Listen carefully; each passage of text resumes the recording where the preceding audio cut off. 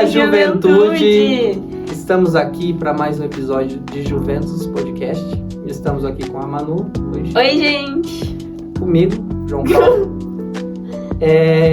E hoje falaremos sobre, vamos falar assim, uma festividade da igreja, uma data importante também da igreja. Uma data importante. Um período, né? Um período importante que relembra uma das passagens bíblicas. E acho muito interessante, aqui na paróquia faz uns exatamente 4 anos que tem o cerco de Jericó aqui na paróquia. Esse ano vai ser o 4º cerco de Jericó. E é sobre eles que vamos falar, né? Como eu dei esse spoiler, que é sobre o cerco. E vamos contar um pouco sobre a história, qual que é o baseamento bíblico, né? Da onde que veio essa ideia, de quem começou. E como que é desenvolvido o cerco de Jericó, né? O simbolismo por trás dessa festividade. Exato. Vamos começar falando um pouco sobre o que é o cerco de Jericó, o que a gente vive mesmo. O cerco de Jericó é um tempo de oração. Então são 7 dias, né? Que tem missas celebradas todos os dias. E é um tempo de forte oração que as pessoas costumam colocar em intenção alguma graça que elas pretendem alcançar, ou alguma dor que elas estão passando. Tem muita gente que vai, por dor até no corpo mesmo e tal, pra curar doença. E daí é um tempo de intensa oração. Aqui na paróquia, a gente estava conversando antes, o cerco sempre termina na solenidade de Cristo Rei. Então, sempre no domingo de Cristo Rei acaba o cerco de Jericó, que no caso é o próximo domingo, que é dia 24. Nossa, já é de 24. Enfim. Calma. Vamos fazer uma analogia com a Bíblia, né? Porque o cerco de Jericó, né, é baseado na passagem de Jericó e tal, que derrubam as muralhas. E na nossa vida, o cerco de Jericó teria o intuito de derrubar as muralhas espirituais da nossa vida. Então, uma doença, uma enfermidade, algo que você não consiga viver direito na sua vida espiritual, por exemplo. Os próprios pecados, por exemplo. Pecados. Então, os maus do mundo, por exemplo. É isso. Esse é basicamente o intuito de se viver o cerco de Jericó. Posso dar analogia bíblica? Pode ir. Enfim. Tanto que tem na música, né, e tal, que é uma música bem marcante assim. Vem com Josué botar Jericó. Que não foi na cidade de Jericó que houve essa queda de muralhas, mas o contexto era o seguinte. Tinha uma pessoa chamada Josué. Essa pessoa é muito importante para vocês compreenderem o que é o cerco.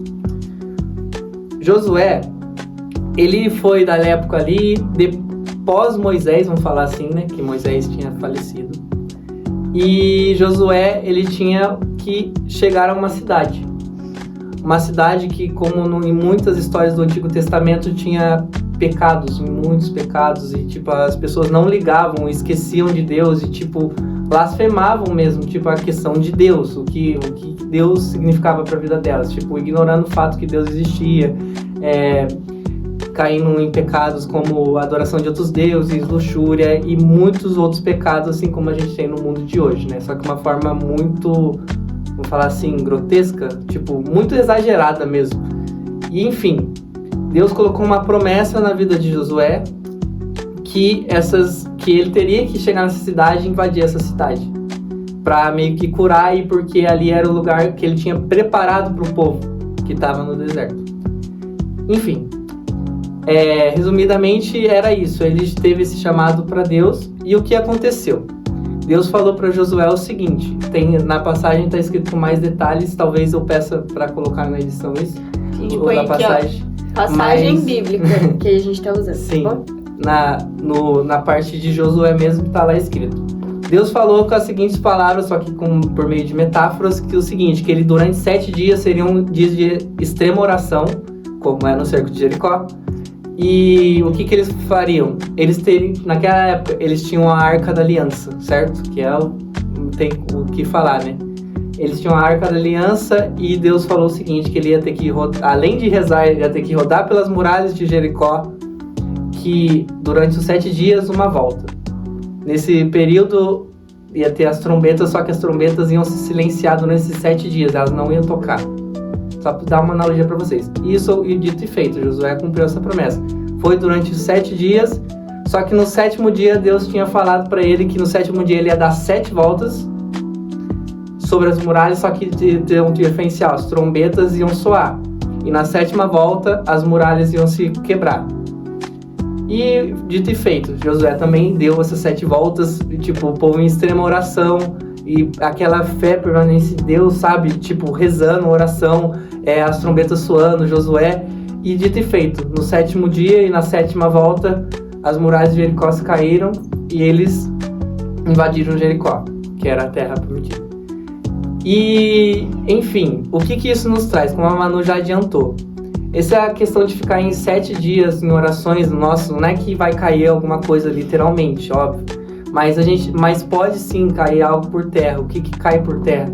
Essa questão, a gente colocou em intenção alguma doença ou alguma dificuldade, alguma intenção, tipo, por exemplo, pela conversão, pelos pecados, tipo, pela quebra do pecado, pelo mal do mundo. É isso que significa o cerco. Esse momento de profunda oração, esse momento de retiro espiritual. É isso que significa o cerco de Jericó. É você tirar essa semana, né, que é literalmente uma semana, e também, né, por questão de simbolismo, a gente faz adoração, simbolismo não, mas questão de fé mesmo, a gente faz a adoração do Santíssimo todos os dias. Então, sim, você imagina, você ter o contato com a Eucaristia durante esses 7 dias, que nos 7 dias tem missa também, e além disso ter essa parte de adoração ao Santíssimo, né? Então, é inexplicável. E o que significa que a gente estava debatendo aqui antes também? A Arca da Aliança também, naquela época, era algo inestimável, tipo, era um contato, as intenções, os tesouros, sabe? Para Deus, assim. E o que significa a gente ter a exposição do Santíssimo nesse dia? É que mostra, esse é o nosso bem mais precioso. Essa é a nossa nova Arca da Aliança. Então, o que significa Jesus estar presente nessas voltas, que também a gente faz as voltas, né? No primeiro dia uma volta, no segundo uma volta, só no 7º que a gente faz as 7 ao som das trombetas também. Tipo, meio que assim, refazendo aquele passo daquele povo. E o que significa que Jesus é a nossa Arca da Aliança. Jesus é o que vai derrubar as muralhas de nossa vida. É isso que é o significado do cerco de Jericó. Jesus é a aliança feita a partir da cruz, né? Então, ele é o nosso firmamento a partir de agora. Não precisamos mais de uma Arca da Aliança. Exatamente. Por mais que aqui a Arca da Aliança a gente tenha, né? Que é o que tem na Arca da Aliança atualmente, né? Em algumas paróquias e aqui também. É que a Arca da Aliança, além das intenções que a gente faz nas orações, você pode ir lá e depositar a sua intenção, né? Que no último dia vão ser queimadas, né? Que tem aquele simbolismo também, né? Do incenso, do turíbulo, que é levar as intenções aos céus, né? É isso que significa a queima das intenções, né? Pode continuar. Agora, vamos de umas curiosidades sobre o cerco de Jericó. A prática do cerco de Jericó como um período de oração e tal, não Jericó, tá? Tipo, não Josué rodando. É uma prática nas paróquias e tal. Começou na Polônia, na década de 1970. Foi idealizada pelos grupos da RCC, né? Que são da Renovação Carismática Católica. Durante a preparação para a visita do Papa São João Paulo II lá na Polônia. Então foi um tempo de preparação antes do Papa São João Paulo II chegar e se instaurou nas paróquias pro mundo. E o padre estava falando essa semana, vai fazer 60 anos da RCC já. Então foi mais ou menos junto com as práticas do cerco de Jericó que começou os movimentos mais fervorosos da RCC. Não tem muito mais o que falar. Na nossa paróquia a gente tem os 7 dias, costumam vir padres diferentes, né, de outras paróquias. E a gente tem a volta com o Santíssimo no fim da missa. O que mais? Exatamente. Não tem mais muito o que falar. O que temos no cerco de Jericó, como a gente disse, né, por mais que temos o mistério principal, né, que a gente prega bastante, que é a questão da missa e da adoração do Santíssimo, a gente não para por isso, né? Porque aqui também, em outras paróquias, cada horário do dia, então é uma oração constante, não é uma oração que para, se priva apenas o mistério da missa e também, claro que é o principal, então se puderem participar, tipo, de todos os dias, é muito importante, mas tem um momento durante o dia que é a oração, que aqui a gente distribui para os pastorais, para movimentos, ou simplesmente um grupo que tenha na paróquia, não, eu vou tirar essa 1 hora, essas 2 horas do meu dia, dessa semana, para estar em profunda oração, porque o Santíssimo vai estar exposto durante esses dias. O que nos mostra isso? Porque se você for fazer a analogia de novo de Jericó, os muros de Jericó não eram tipo um quarteirão, então... eles não rezaram por 2 horas eles do dia, né? deram a volta literalmente numa cidade inteira, então você imagina uma cidade inteira, eles dando a volta todos os dias. Mas mais do que o cansaço físico dessa questão, não, eles andaram e foi por isso que eles rezaram. Não, eles tiraram o dia porque eles tinham a promessa de Deus que aquelas muralhas iam cair, aquelas dificuldades iam parar, aquele sofrimento ia acabar a partir de Deus. E muitas pessoas, muitas pessoas durante a passagem, é escrito lá que muitas pessoas que estavam em Jericó, viam aquele movimento, achavam meio coisa boba, assim, vamos falar, não é a palavra certa, mas tipo, até pra nós que é estranho. Absurdo, né? É absurdo, por que esse povo tá girando e louvando a Deus e tipo, um cansaço extremo, tipo, sem forças mais pra continuar talvez, mas por pura ação de Deus, eles tiraram esses 7 dias para dar 7 voltas, para no último dia dar mais 7 voltas e derrubar as muralhas. Então, o que nos simbolisma isso? Que a partir de Deus, as nossas graças podem ser alcançadas, e principalmente, né, esse simbolismo das muralhas. Essas muralhas podem ser quebradas a partir de Deus, porque Deus, ele a partir dessa aliança que ele fez com nós, a partir de Jesus Cristo para nós atual, mas naquela época também, foram capazes de vencer todas as dificuldades deles. E mostrando assim, não, Deus realmente é poderoso. Deus, ele é um Deus de promessa. E um Deus de não só promessas, mas que cumpre essas promessas. Então, mostrar realmente que a força de Deus, né, na nossa vida, o quanto a nossa fé é importante para nos abastecer e para quebrar realmente essas dificuldades que tem na nossa vida. É importante a gente trazer para nossa vida também o pós-cerco de Jericó. Porque eu tenho certeza que depois das 14 voltas, eles... foram 14 voltas. Simplesmente não é assim, caiu as muralhas, acabou. Entende? A gente tem que realmente querer mudar de vida. Porque no cerco de Jericó a gente tem o intuito de quebrar as muralhas dos pecados da nossa vida.